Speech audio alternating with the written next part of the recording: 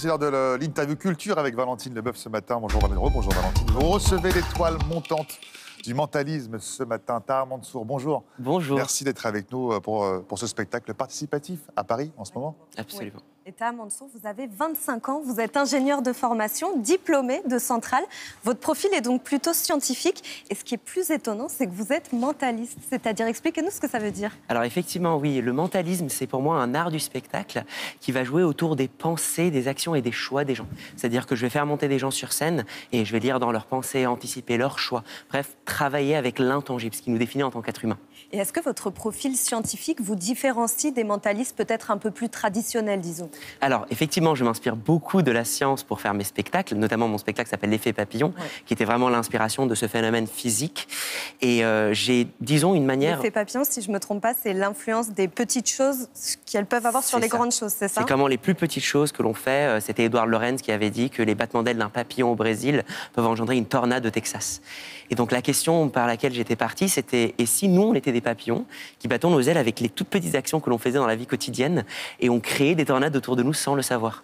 Alors, votre spectacle L'effet papillon est éligible au Molière 2024, qui récompense les meilleures pièces de théâtre de l'année. Avant de regarder un extrait, est-ce que vous pouvez me dire de quoi il s'agit, en quoi consiste votre spectacle? Alors, le spectacle est un spectacle de mentalisme poétique où l'objectif, c'est d'explorer justement l'effet papillon sous toutes ses facettes. Donc, j'emmène le public à travers un spectacle qui est très minimaliste, où je mets en avant les gens et à travers plusieurs expériences, je leur montre comment les plus petites choses que l'on peut faire peuvent changer drastiquement leur vie. Comment est-ce qu'un seul choix peut changer complètement les choses? Comment énormément de choses que l'on dit, que l'on fait, racontent des choses sur notre vécu, sur notre passé ou sur notre présent. C'est assez abstrait présenté comme ça, ça donne un côté un peu mystérieux. Je vous propose de regarder tout de suite un extrait. Vous êtes née le quand, Sophie? Le 6 juin.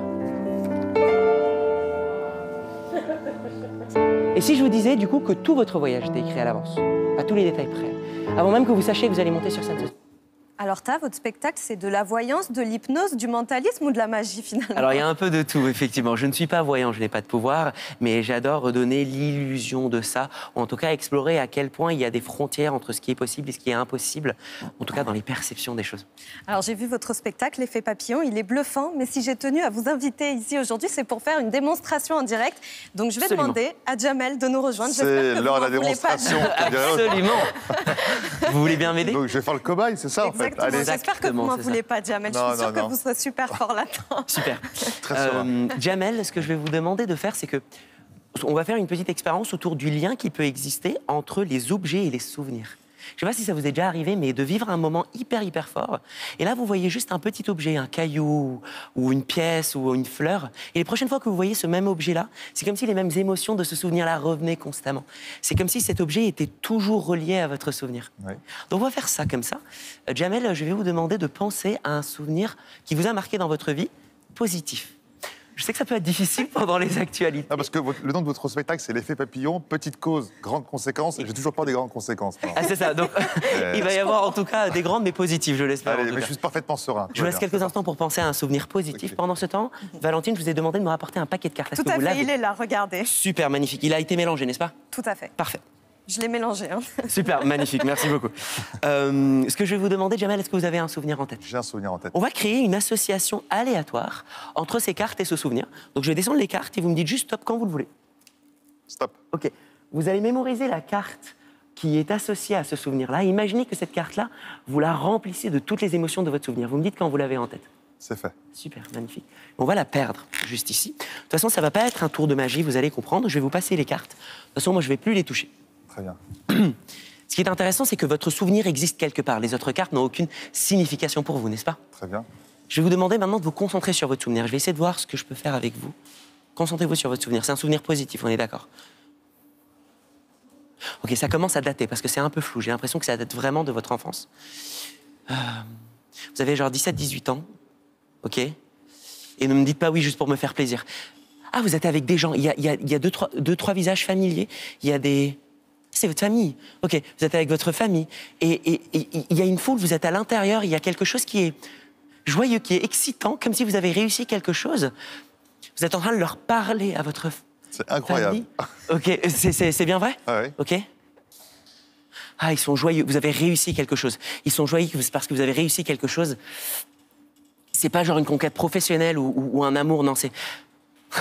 Ok, alors dites-moi si oui ou non. J'ai l'impression que vous pensez au moment où vous avez réussi votre baccalauréat et vous êtes en train d'annoncer ça à vos parents, c'est correct? Exactement. C'est ça votre souvenir? Incroyable. Ok, magnifique. Alors rapprochez-vous juste ici. Incroyable. Vous voulez que je m'assieds là? Oui, absolument.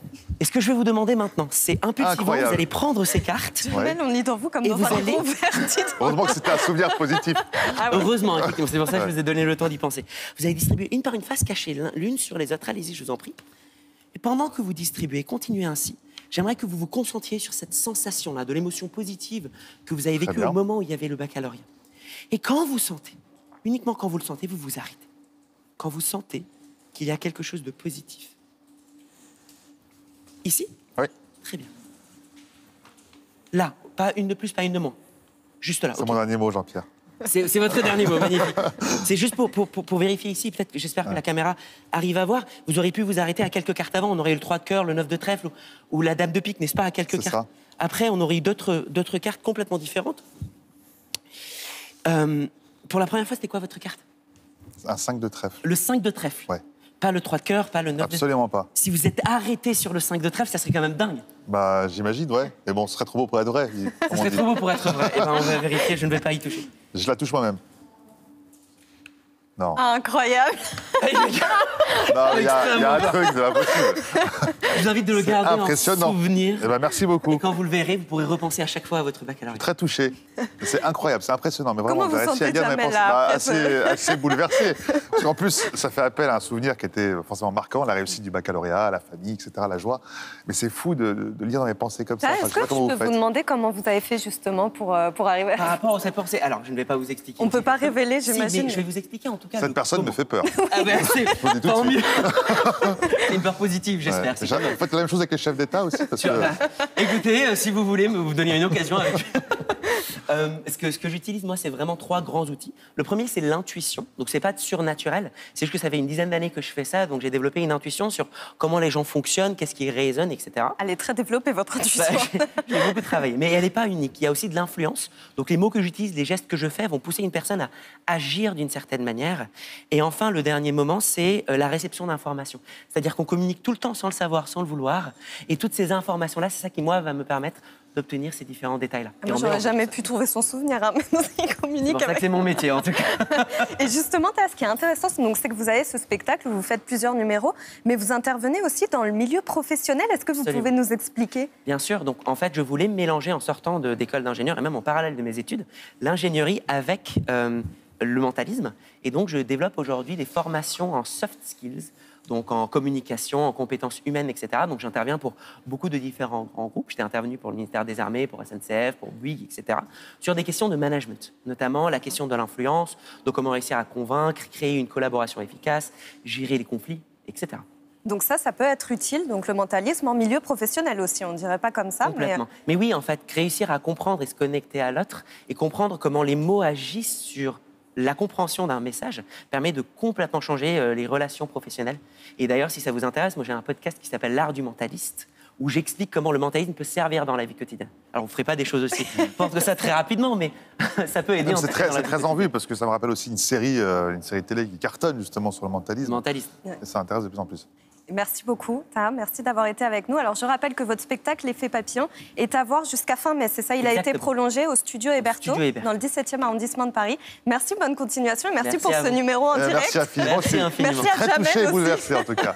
Merci beaucoup Tara Mansour. L'effet papillon en ce moment à Paris et puis on peut le dire c'est le 5 de trèfle qui pique ton cœur. Carrément. Magnifique. Allez, vous restez avec nous dans un instant, un nouveau journal avec Fanny Conquis. D'abord le temps, à tout de suite.